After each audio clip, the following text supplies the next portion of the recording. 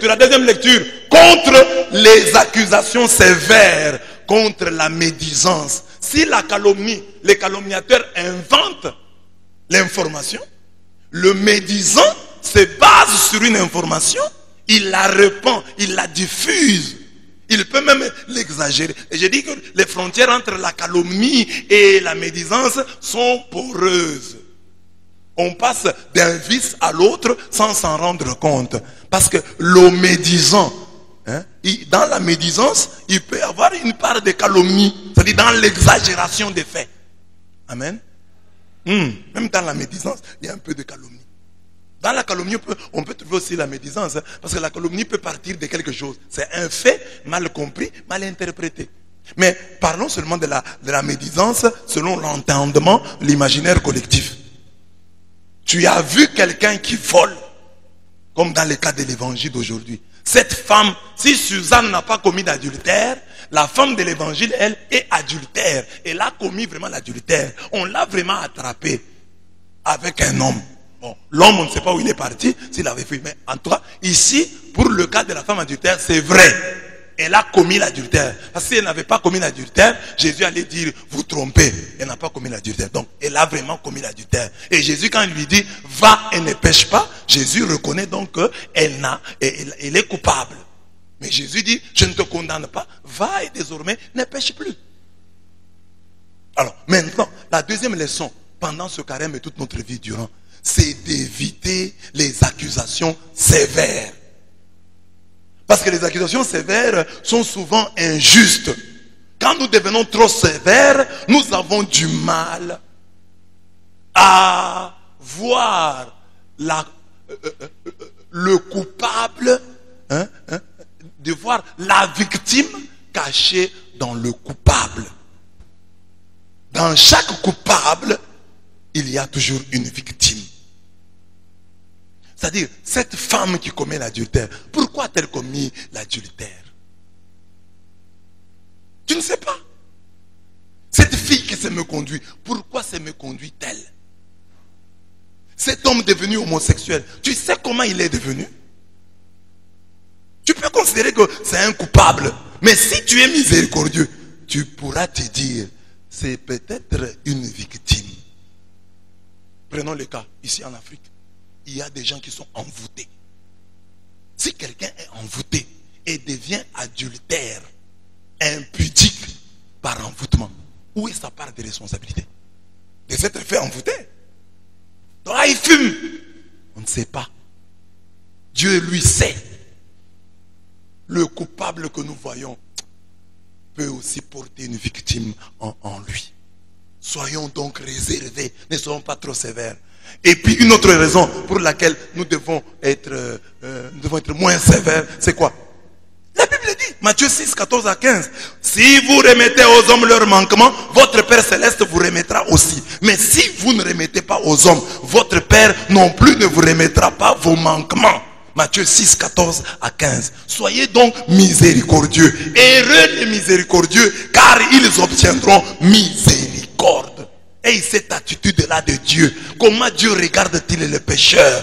Cet homme est un pécheur, cette femme est une pécheresse. Comment dois-je le regarder? Comment dois-je la regarder? C'est ça que Jésus fait aujourd'hui. Jésus, lui, est le saint. On amène une femme adultère. Oh, des femmes comme ça, il faut les lapider. Jésus, non, il ne faut pas les lapider. Il faut les aider. Au lieu de les lapider, aidez-les. Oh, des femmes comme ça, il faut leur jeter des pierres. Non, des femmes comme ça, il faut faire pour elles des prières. Au lieu des pierres, offrez-leur des prières. Non. Toi, tu es parfait. Jacques 2, 13. Car le jugement est sans miséricorde pour qui n'a pas fait miséricorde. Mais la miséricorde se moque du jugement. Au dernier jour, quand nous paraîtrons devant le tribunal de Dieu, c'est la miséricorde qui nous sauvera. Tu as été miséricordieux, tu obtiendras miséricorde. Quand pour juger les autres, tu as tenu compte des pour et contre. Tu as pesé le pour et le contre. pour juger les autres, Dieu fera de même pour toi. Mais si tu as été sévère envers les autres, tu n'as pas voulu les entendre, tu n'as pas voulu les comprendre. Parce que si pour la calomnie, il faut avoir le temps d'entendre l'autre. Pour la médisance, il faut être capable de comprendre. Comprendre. On raconte des fausses histoires sur toi. Viens, je vais t'entendre. On raconte des histoires pas belles sur toi, mais qui sont vraies. Je vais essayer de comprendre. Je vais comprendre. Non, peut-être la tentation était grande. Parce que ça, nous ne voyons pas les tentations des autres. Il y a des tentations grandes. Il y a des gens qui ont des tentations plus grandes que nous. Soyons d'abord miséricordieux. Mettons-nous à la place de l'autre en disant, ah, est-ce que moi, dans les mêmes conditions, je tiendrai, je résisterai? C'est ce que j'ai prêché l'autre fois. Là, j'ai dit, nous n'avons pas les mêmes tentations. Il y a des gens qui sont plus beaux, plus intelligents, plus attirants que nous. Quand ils tombent dans certains péchés, nous devons être compréhensifs. Il y a des gens qui sont plus exposés dans le péché que nous. Ils ont devant eux des grosses sommes. Ils peuvent facilement les voler. Ils sont tentés de voler. Et ils savent, ils disent, si je prends ça, on ne le saura même pas. Alors toi, tu n'as pas la même tentation. N'accuse pas, oh l'autre est mauvais. Non. Toi, tu voles l'œuf parce que c'est l'œuf qui est à ta disposition. Mais lui a volé un bœuf parce que le bœuf était aussi à sa disposition. Mais tous vous êtes des pécheurs. Alors, soyons miséricordieux. C'est comme la fille qui se masturbe. Et le garçon ou la fille qui commet l'impudicité. Mais celle-ci a l'occasion, l'autre n'en a pas. Mais au moins, l'idée est la même. Jacques 4, 11 à 12. Ne médisez pas les uns des autres frères. C'est lui qui médit d'un frère ou qui juge son frère, médit de la loi et juge la loi. Or, si tu juges la loi, tu n'es pas l'observateur de la loi, mais son juge. Il n'y a qu'un seul législateur et juge. C'est lui qui peut sauver ou perdre. Et toi, qui es-tu pour juger le prochain? Laisse les législateurs juger. Toi, tu n'es pas juge, tu n'es pas législateur. Jacques 5, 9. Ne vous plaignez pas les uns des autres frères, afin de n'être pas jugés. Voyez, les juges se tiennent aux portes. On dit même, ne vous plaignez pas les uns des autres. Ah, ils se comportent mal. Ne vous plaignez pas. Les juges est aux portes. On va aussi vous juger. Jean 8, 7. Que celui d'entre vous qui est sans péché lui jette le premier une pierre. Mais nous sommes tous des pécheurs. Et parfois nous oublions nos péchés. Nous ne voyons que les péchés des autres. C'est ça la médisance. C'est ça les accusations sévères. Quand tu ne vois pas tes propres péchés, quand tu ne vois pas tes propres travers, tu es seulement sévère envers les autres, envers tes frères, mais tu oublies tes travers, tes défauts à toi. On dit que celui qui n'a jamais péché, qui est sans péché, lui jette le premier une pierre. Celui qui a péché, quand il voit son frère pécher, fait des prières au lieu de lui jeter des pierres. Matthieu 7, 1 à 5. Ne jugez pas afin de n'être pas jugés, car du jugement dont vous jugez, on vous jugera. Et de la mesure dont vous mesurez, on mesurera pour vous. Qu'as-tu à regarder la paille qui est dans l'œil de ton frère et la poutre qui est dans ton œil à toi? Tu ne la remarques pas? Ou bien, comment vas-tu dire à ton frère, laisse-moi ôter la paille de ton œil, et voilà que la poutre est dans ton œil? Ôte d'abord la poutre de ton œil, et alors tu verras clair pour ôter la paille de l'œil de ton frère. Souvent nous sommes très sévères envers les autres. Nous ne voyons pas nos propres travers. Nous sommes seulement sévères. Et tu ne vois pas tes travers à toi, tes erreurs. Tu vois les travers de tes frères, de tes soeurs, mais tu ne vois pas tes propres erreurs. Tes propres horreurs. Tu ne vois pas. C'est l'histoire que je vous ai racontée ici. De cet homme-là qui se disait évangéliste. Il a appris qu'il y avait un camp de nudistes. Des gens qui vivaient nus. Et hommes et femmes. Lui dit, je vais aller les évangéliser. Ce sont des pécheurs. Ils doivent se convertir. Il est allé dans le camp pour prêcher. Ces gens-là lui ont dit, non, non, tu ne peux pas nous prêcher. Toi, tu es habillé, tu viens de prêcher, nous qui sommes nus. Tu dois aussi te déshabiller.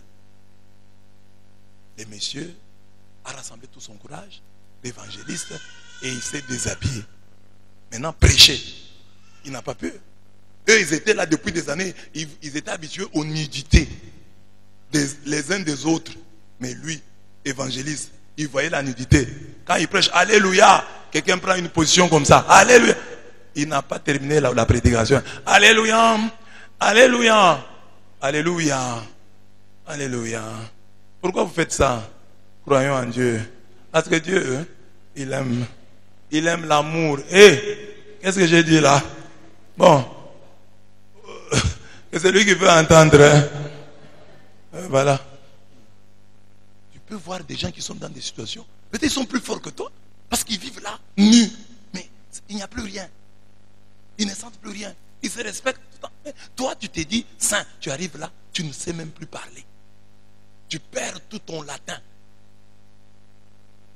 Qui est mauvais, qui est saint? C'est comme des chrétiens. Il y a quelqu'un qui peut regarder un film, bon, pas un film pornographique, mais un film où il y a des mauvaises scènes. Parce que dans tous les films aujourd'hui, on met toujours des mauvaises scènes par-ci, par-là. Mais toi, tu es chrétien. Dès que tu vois la mauvaise scène, tu éteins le téléviseur. Bon, maintenant, tu as à côté de toi un autre qui n'est pas aussi chrétien comme toi. Mais il voit la petite scène là, il ne fait rien. Il reste fidèle à sa femme. Il reste, si c'est un jeune, il est fidèle à son Dieu. Toi qui fuis de regarder, peut-être que tu es plus faible que celui qui regarde et qui ne pêche pas. C'est ça. Il ne faut pas toujours penser qu'on est saint. Parce qu'un monsieur peut être là. Il est tombé une fois dans l'impudicité. Une fois. Par mois, il est tombé. Dans un mois, il est tombé une fois. Mais toi, chaque semaine, tu te masturbes. Qui est saint? Qui est saint? Tu peux te targuer. Hein? Oh, moi, je ne tombe pas avec les femmes. Moi, je ne tombe pas avec les hommes. Et tu te masturbes. Tu as la poutre. Il y a la poutre dans ton œil. Alors que dans l'œil de l'autre, il y a la paille. Enlève d'abord la poutre. Et la poutre, ce sont les pensées que tu peux avoir. Tu peux être même saint. Tu n'as pas de problème. Tu ne te masturbes même pas. Tu ne regardes pas la pornographie. Mais les pensées qui habitent ton esprit sont des pensées d'inceste. Pensées incestueuses d'un niveau très élevé. Et tu te crois saint. Non. Tu dois dire, moi aussi j'ai besoin de la miséricorde de Dieu. Il y a des choses que vous ne voyez pas, mais que je vis à l'intérieur de moi-même. Il y a un combat que vous ne voyez pas, mais que je vis à l'intérieur de moi-même. Je ne peux pas me vanter devant vous, parce que vous ne voyez pas ce qu'il y a à l'intérieur de moi. Ce que j'ai en moi, vous ne savez pas. Le combat que je mène chaque jour contre les mauvaises pensées, contre les pensées impures, vous ne savez pas. Je dois être humble. Jacques 2, 10 à 11 pour terminer. Quiconque observe toute la loi, mais pêche contre un seul commandement, devient coupable de tous. C'est la Bible. C'est la Bible. Et j'aime ce verset. Il faut dans les églises prêcher sur ça. Car quiconque observe toute la loi. Par exemple, tu ne voles pas, tu ne commets pas d'adultère, tu honores ton père, tu honores ta mère. Les jours du Seigneur, tu sanctifies. Mais si tu pêches contre le 8e commandement, tu portes de faux témoignages. Donc, en portant de faux témoignages, tu as aussi commis l'adultère. Tu as aussi volé. En volant, tu as commis l'adultère. C'est ce qu'on dit ici. Quiconque observe toute la loi, mais pêche contre un seul commandement, devient coupable de tous. En effet, c'est lui qui a dit, tu ne commettras point d'adultère. Et on commence par là. Hein? C'est lui qui a dit, tu ne commettras point d'adultère. A dit aussi, tu ne tueras point. Or, si tu ne commets point d'adultère, mais que tu commettes un meurtre, tu deviens transgresseur de la loi. Oh, moi je ne suis pas un voleur, mais tu es un menteur. En étant menteur, tu as violé la loi. Tu es un hors-la-loi. Oh, moi je ne suis pas un homosexuel. Bon, c'est bien. Mais tu es un impudique. Tu es un voleur. Et la Bible dit, et les homosexuels, et les impudiques, et les voleurs, et les menteurs, et Et les orgueilleux n'entreront pas dans le royaume de Dieu. Donc tu n'as pas à te glorifier. Oh, donc tu dois dire, quand tu vois ton ami commettre un péché que toi tu ne commets pas, souviens-toi de ton péché à toi que tu commets. Ne cherche pas à devenir saint en te fondant sur mon erreur. Non. Deviens saint en toi-même, par toi-même. Ne deviens pas saint en te comparant à l'autre. Je ne commets pas les péchés qu'il commet, donc je suis saint. Non. Ne commets pas les péchés. Et respecte toute la loi de Dieu. Du coup, cet enseignement nous rend humbles. Si c'est la parole de Dieu, nous rend très, très humbles. Nous tous nous disons, nous sommes donc tous des pécheurs. Nous devons être miséricordieux les uns envers les autres. Nous devons prier les uns pour les autres. Car tous, nous sommes des pécheurs. Amen. Voilà les choses qu'on prêche aux catholiques. Voilà les choses dans lesquelles les catholiques doivent se distinguer. Ne soyez pas comme eux. Amen. Chers catholiques, ne soyez pas comme eux. Ayez pour tout le monde un cœur de mère. Un cœur de mère. Soyez une mère pour chaque homme que vous rencontrez. Une mère, son fils peut commettre l'erreur. La maman le défendra. Même si elle sait que c'est une erreur. Elle dit, mais vous ne savez pas pourquoi il a fait ça. Vous savez comment j'ai souffert pour l'avoir. Vous savez comment il a grandi. Une mère essaiera toujours, même si elle condamne, elle condamnera comme une mère. Aie pour tout homme un cœur de mère. Aie pour toi-même un cœur de juge. Aie pour toi-même un cœur de juge. Et pour ton Dieu, un cœur d'enfant. Pour Dieu, aie un cœur d'enfant.